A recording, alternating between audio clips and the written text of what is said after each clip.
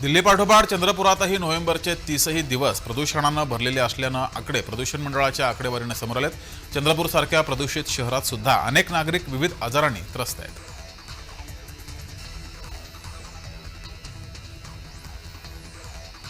कल्याण पश्चिमेतील सहजानंद चौक परिसरात नेहमी वाहतूक कोंडी होत असते. याला जबाबदार वाहन चालक आहेत. ट्रॅफिक पोलीस आणि वॉर्डनकडून वाहतूक सुरळीत करण्याचा प्रयत्न केला गेला, मात्र तरीही वाहतूक कोंडी होते.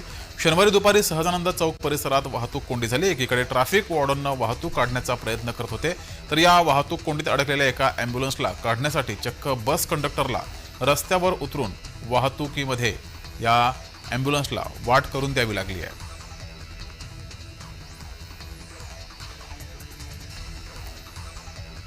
येवला तालुक्यातील पश्चिम भागातील मुखेड या ठिकाणी बागायती क्षेत्र असून या परिसरामध्ये बिबट्याचा वावर हा नेहमीच आढळतो. काल मध्यरात्रीच्या सुमारास मुखेड येथील बाळासाहेब सखाराम आहेर यांच्या फार्म हाऊसवर बिबट्यानं पाळीव कुत्र्यावर हल्ला केला. त्यानंतर या परिसरामध्ये दहशतीचं वातावरण आहे.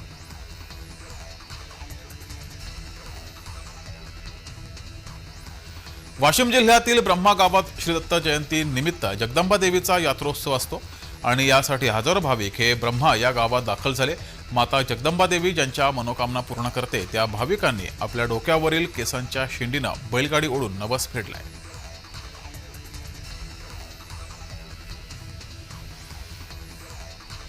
रब्बी हंगामातील गहू, हरभरा, कांदा या पिकांचा पीक विमा अर्ज भरण्यासाठी 15 डिसेंबरपर्यंत मुदत देण्यात आली आहे. त्यानुसार पीक विम्यासाठी 1 दिवस उरल्यानं पीक विम्यासाठी लवकर अर्ज करण्याचं आवाहन हे प्रशासनाकडून केलं गेलं आहे.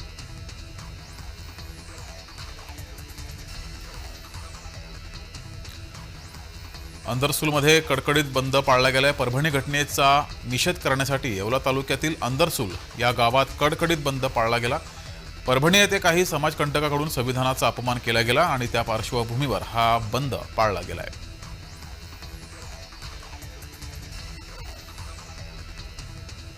डॉक्टर बाबासाहेब आंबेडकर यांच्या 14 ऑक्टोबर 1956च्या धर्मांतर सोहळ्यास हिंगोलीच्या कौडगाव येथील काही श्रद्धावान उपासक आणि उपासिकांनी उपस्थिती लावली होती. अखिल भारतीय 12व्या बौद्ध धम्म परिषदेचं आयोजन यावेळेस केलं गेलं होतं.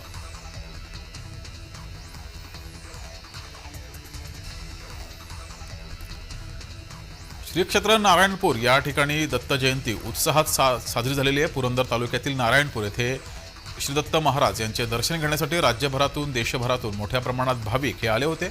संपूर्ण देशभरातून जवळपास 45 दिंड्यांचं आगमन नारायणपूर येथे झालं होतं.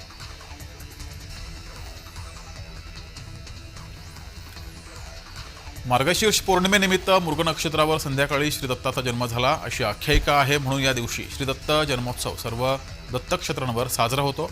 सिंधुदुर्ग जिल्ह्यातील कुडाळमधील श्री क्षेत्र माणगावमध्ये दत्तात्रेयांचं जागृत स्थान आहे आणि या ठिकाणी सुद्धा मोठ्या उत्साहात दत्तोत्सव साजरा झालाय.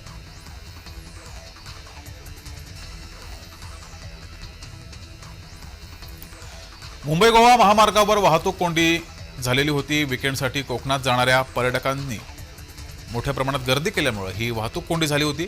मुंबई गोवा महामार्गावर माणगावमध्ये 4 किलोमीटरपर्यंतच्या वाहनांच्या रांगा या लागल्या होत्या.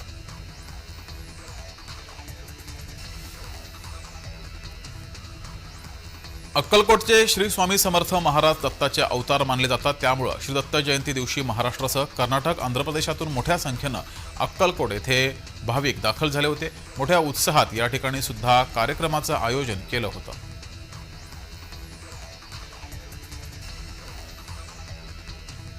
चंद्रपुरातील साखरवाही येथील कापूस उत्पादक शेतकरी संकटात सापडलाय. गोडपिंपरी, चंद्रपूर, राजुरा, वरोरा तालुक्यात कापसाची उत्पन्न घेतलं जातं. तालुक्यातील करंजी, साखरवाही गावात सर्वाधिक कपाशीची लागवड होते. मात्र आता कापूस विक्रीला आला असताना कापसाचे भाव पडले, त्यामुळे शेतकरी संकटात सापडलाय.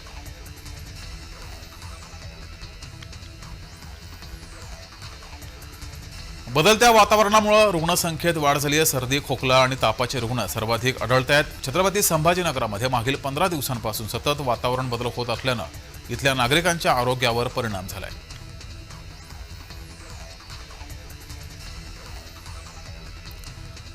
अहिल्यानगर शहरात महापालिका हद्दीत सर्व मालमत्तांचे महापालिकामार्फत सर्वेक्षण सुरू केले गेले. याद्वारे महापालिका क्षेत्रातील सर्व जागा, मालमत्तांची, इमारतींची, घरांची मोजमाप घेऊन मूल्यांकन केलं जाते. त्यामुळे हजारो मालमत्तांची नव्यानं नोंद होऊन त्यांच्याकडून कर आकारणी केली जाणार आहे. या माध्यमातून मनपाचे उत्पन्नही वाढणार आहे.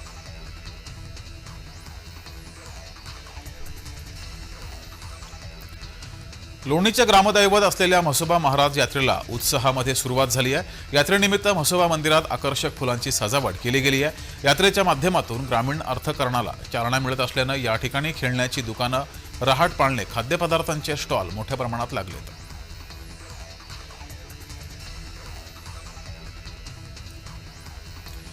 वाई पोलिसांच्या गुन्हे प्रकटीकरण शाखेनं वाई शहरासह जिल्ह्यातील चोरीस गेलेले 12 लाख रुपये किमतीचे 60 मोबाईल फोन महाराष्ट्रासह इतर राज्यातून परत मिळवलेत. यानंतर ज्या तक्रारदारांनी मोबाईल हरवल्याची तक्रार केली होती त्या सर्व तक्रारदारांना खातरजमा केल्यानंतर त्यांचे मोबाईल परत दिले गेलेत.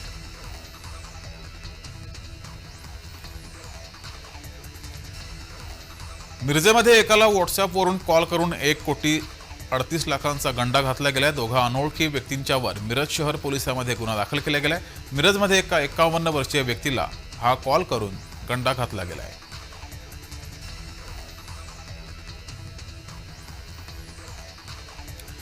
जळगाव एमआयडीसी पोलीस ठाण्यातील फातेमा नगरात सुरू असलेल्या अवैध गॅस भरणा केंद्रावर एमआयडीसी पोलिसांनी छापा टाकला. भर वस्तीमध्ये घरातच सुरू असलेला कारखाना उद्ध्वस्त करत पोलिसांनी 34 व्यावसायिक आणि घरगुती गॅस सिलेंडर जप्त केलेत.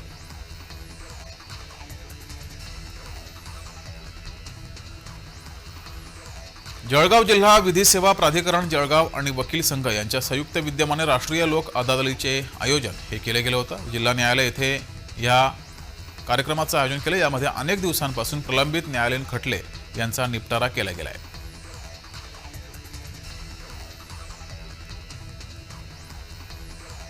पालघरच्या बोईसर जवळील पास्थळ येथील पेट्रोल पंपावर तुफान हाणामारी झाली. हा व्हिडिओ सोशल मीडियावर व्हायरल झालाय.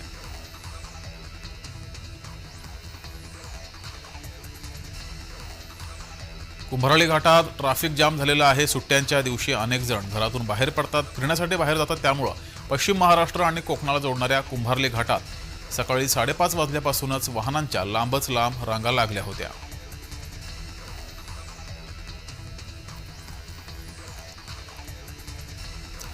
पनवेल येथील डॉक्टर नानासाहेब धर्माधिकारी उपजिल्हा रुग्णालयात सरकारी अँब्युलन्स अवघ्या 2 किंवा 3 असून खासगी अँब्युलन्सची संख्या मात्र वारेमाप आहे. त्यामुळे आपत्कालीन परिस्थितीमध्ये सर्वसामान्य रुग्णांच्या खिशाला चांगलीच कात्री लागते आहे.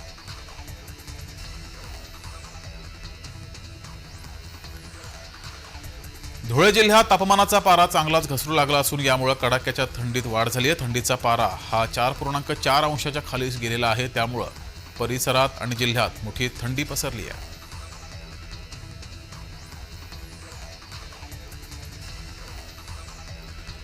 अमडापूरमध्ये हिट अँड रनचा प्रकार उघडकीस आला. या प्रकरणी वाहन चालकाविरुद्ध गुन्हा दाखल केला गेलाय.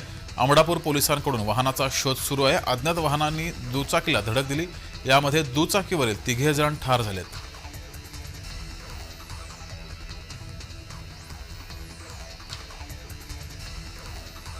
हिंगोलीच्या कळमनुरी तालुक्यातील आखाडा बाळापूर येथील ग्रामीण रुग्णालयात 13 डिसेंबर रोजी 43 महिलांवर कुटुंब कल्याण शस्त्रक्रिया पार पडली. शस्त्रक्रिया पार पडलेल्या महिलांना जमिनीवर झोपवल्यानं सर्वत्र खळबळ उडाली.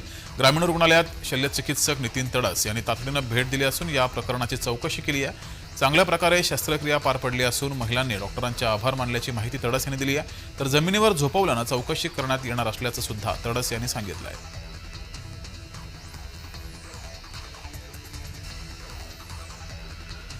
शांतताप्रिय मानला जाणारा सातारा गेल्या काही दिवसांपासून बारबालांच्या आणि काही हॉटेल मालकांमुळे बदनाम झालाय. त्यातच याच महिन्यात वर्षाअखेर असल्यानं कास पठारावर मोठ्या प्रमाणात 31st आयोजन केलं जातं. त्या अनुषंगानं सातारा जिल्ह्याभरात मोठ्या प्रमाणात पोलीस बंदोबस्त हा तैनात केला गेला आहे.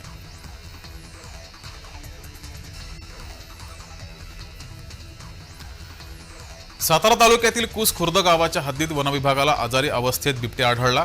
या बिबट्याला बरेच दिवस खायला मिळालं नव्हतं, त्यामुळं तो आजारी होता. त्याच्यावर उपचार सुरू आहेत.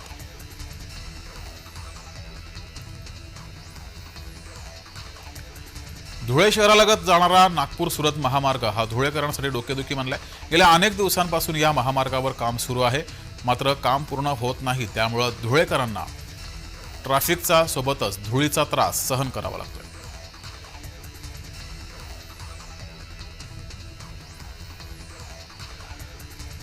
श्री दत्त जयंती सर्वत्र उत्साहात साजरी झाली। आकर्षक फुलांची सजावट केली गेली होती। दत्त जयंती निमित्त भक्तांच्या मांदी याळीनं शिर्डी दुमदुमून गेली होती। मोठ्या संख्येनं भाविक शिर्डीमध्ये दाखल झाले होते।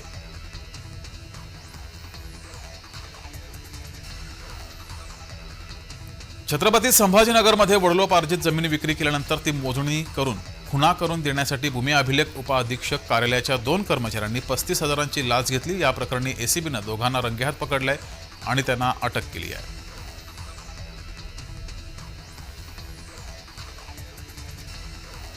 महामेट्रोनं कर्वे रस्त्यावर मेट्रोचं काम करताना नळस्टॉप चौकात उड्डाणपूल बांधला। या कामासाठी पूर्वगणन पत्रकात निश्चित केलेल्या रकमेपेक्षा जास्त खर्च झालाय असा दावा महामेट्रोनं करून महानगरपालिकेकडे वाढीव खर्चाच्या 14 कोटी रुपयांची मागणी केली आहे। अखेर पालिकेनं ही रक्कम देण्यास मान्यता दिली आहे।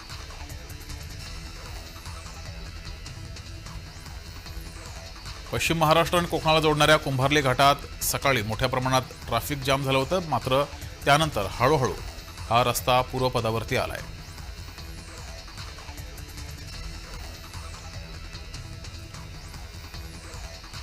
अकोला जिल्ह्यात रुग्णांना चांगली सुविधा मिळावी यासाठी आरोग्य विभागाकडून रुग्णवाहिका उपलब्ध करण्यात येतात, पण सध्या या रुग्णवाहिकेलाच उपचाराची गरज असल्याचं दिसतंय। किरकोळ कारणानं अनेक रुग्णवाहिका या बंद स्थितीमध्ये आहेत।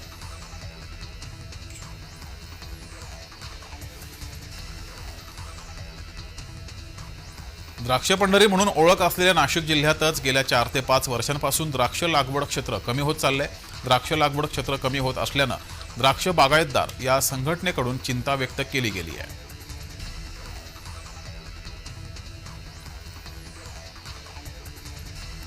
दत्त जयंतीच्या निमित्तानं नृसिंहवाडीमध्ये मोठ्या प्रमाणात भाविक पोहोचले होते। संध्याकाळी 5 वाजता दत्त जन्मकाळ सोहळा संपन्न झाला। यावेळेस मोठ्या संख्येनं भाविकांची गर्दी या ठिकाणी बघायला मिळाली।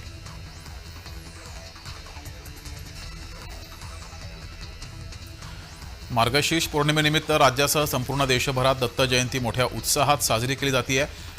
महाराष्ट्रात विविध दत्त मंदिरात मोठ्या उत्साहानं दत्त जयंती साजरी केली गेली।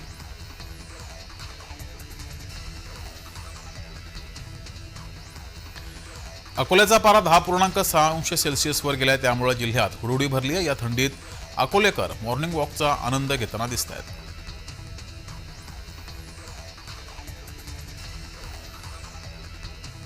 ढगाळ वातावरण निवळल्यानं हवामानातील बदलामुळे थंडीचा कडाका जाणवू लागलाय। त्याचा परिणाम लहान मुलांना सर्दी, ताप, खोकला तसंच वयोवृद्धांना अस्थमा, दम्याचा त्रास होतोय। यासाठी सर्वांना आरोग्याची काळजी घेण्याचं आवाहन आरोग्य विभागानं केलंय।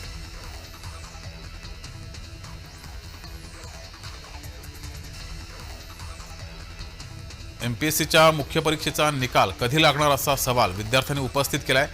राज्य लोकसेवा आयोगाने घेतलेल्या महाराष्ट्र स्थापत्य अधिकारी सेवा मुख्य परीक्षेचा निकाल 1 वर्षापासून रखडलाय, तो लवकरात लवकर लागावा अशी मागणी आता विद्यार्थ्यांनी केली आहे।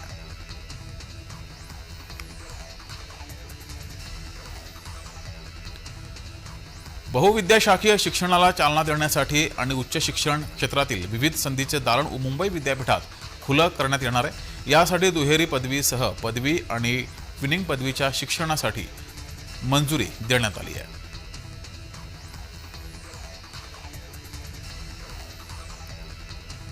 राज्यात प्रधानमंत्री पीक विमा योजनेअंतर्गत रब्बी हंगामात विमा काढणाऱ्या शेतकऱ्यांची संख्या 41 लाखांपर्यंत पोहोचली आहे। यातून 29,40,068 हेक्टरवरील पिकांचा विमा उतरवण्यात आला आहे।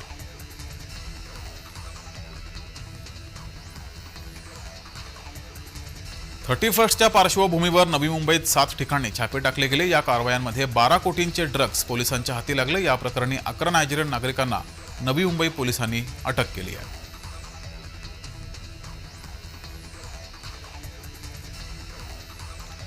मुलगी म्हणजे मालमत्ता नव्हे असं सांगत सर्वोच्च न्यायालयानं एका महिलेसाठी तिच्या जोडीदारावर गुन्हा दाखल करण्यासाठी पालकांनी केलेली याचिका फेटाळली आहे। विवाह झाला तेव्हा ती अल्पवयीन होती असा दावा पालकांनी केला होता, मात्र यावर न्यायालयानं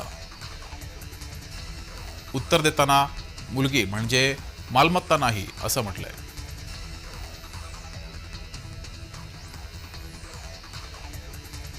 मध्य रेल्वेच्या नागपूर विभागातील नागपूर वर्धा सेक्शनमध्ये असलेल्या सिंदी रेल्वे स्थानकावर लॉंग हॉल लूपसह 3rd आणि 4th लाईनच्या संबंधानं या ठिकाणी ब्लॉक घेतला गेला। या कामासाठी हा ब्लॉक घेण्यात आला।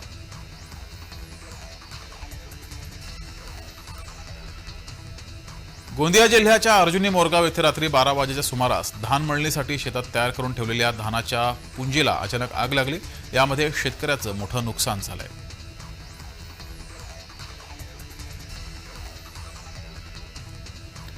राज्यातील वातावरणात सातत्यानं बदल होत असून कुठे थंडीचा कडाका तर कुठे ढगाळ वातावरण आहे। यामध्ये राज्यातील काही भागात थंडीचा जोर हा चांगलाच वाढलाय। निफाडचा पारा हा 7 अंश सेल्सिअस पर्यंत खाली गेलाय।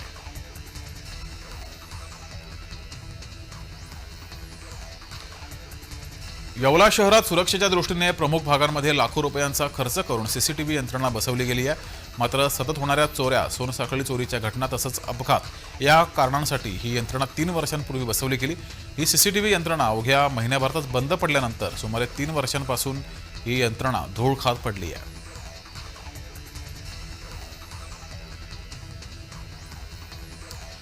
नोकरीच्या मागे न लागता पारंपरिक शेतीला छेद देऊन फुलशेती करण्याचा निर्णय फायद्याचा ठरलाय। केवळ 1.5 एकरात शेवंती, निशिगंधा आणि गुलाबाच्या लागवडीतून आर्थिक स्थैर्य एका तरुणानं मिळवलंय।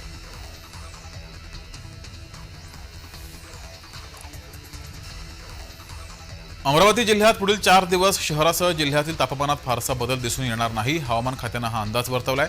17 डिसेंबरपासून किमान तापमानात थोडी वाढ होण्याची शक्यता आहे, असंही हवामान खात्यानं म्हटलेलं आहे।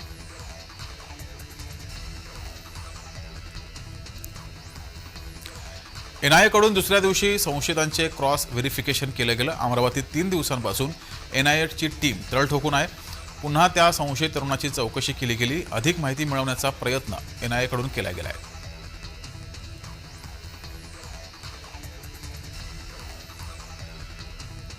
संदीप डाकवे यानं महाराष्ट्राची लोककला असलेल्या वारली आर्ट कलेत दत्त जयंती सोहळा रेखाटण्याचा प्रयत्न केलाय। मार्गशीर्ष पौर्णिमेच्या दिवशी मृग नक्षत्रावर संध्याकाळी दत्ताचा जन्म झाला, म्हणून त्या दिवशी दत्ताचा जन्मोत्सव सर्वत्र साजरा होतो। या दत्त जयंतीचं औचित्य साधून अनोखी कलाकृती ही डाकवे यांनी सादर केली आहे।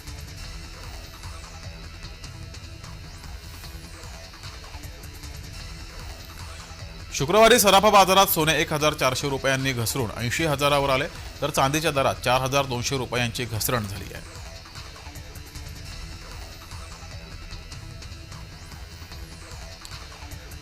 पोलीस स्टेशनमध्ये बंदुकीची गोळी लागून महिला पोलीस कर्मचारी जखमी झाली आहे। ही घटना पेण तालुक्यातील दादर सागरी पोलीस स्टेशनमध्ये घडली आहे।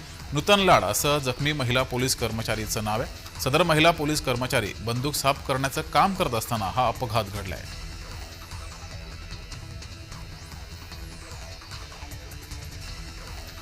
छत्रपती संभाजीनगर येथे क्षुल्लक कारणावरून लहान भावानं मोठ्या भावाच्या डोक्यात लाकडी दांड्यानं वार करून त्याचा खून केलाय।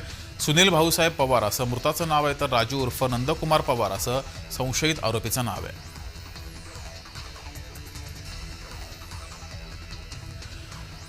जालन्याच्या न्हावा शिवारात एसटी बस आणि कंटेनरचा भीषण अपघात झाला। मालेगावहून माहूरगडकडे जाणाऱ्या बसचा जालन्यामध्ये अपघात झाला। 3 प्रवाशांचा यामध्ये मृत्यू झाल्याची माहिती समोर येते आहे।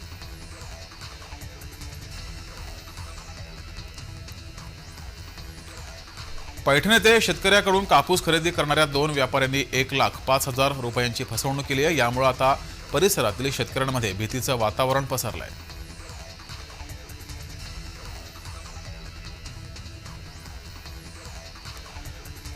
नैसर्गिक आपत्तीमुळे पिकांचं नुकसान झाल्यास शेतकऱ्यांना नुकसान भरपाई मिळावी यासाठी केंद्र सरकारनं सुरू केलेल्या प्रधानमंत्री पीक विमा योजनेचा रब्बी हंगामातील विविध पिकांसाठी आजपर्यंत मराठवाड्यातील 8 जिल्ह्यातील 12,42,694 शेतकऱ्यांनी सहभाग नोंदवला आहे।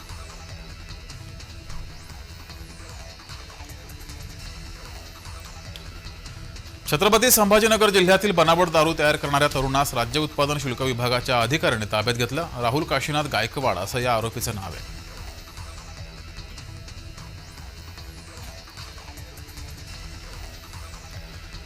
शहरातील कचरा संकलनाचं काम करणाऱ्या रेड्डी कंपनीच्या कामगारांनी किमान वेतनासाठी मंगळवार 17 डिसेंबरपासून काम बंद आंदोलनाचा इशारा दिलाय। यामुळे शहरामध्ये कचराकोंडी निर्माण होऊ शकते असं लक्षात येताच शुक्रवारी मनपा प्रशासनानं कामगार आणि कंपनीची बैठक घेतली आणि तोडगा काढण्याचा प्रयत्न केलाय।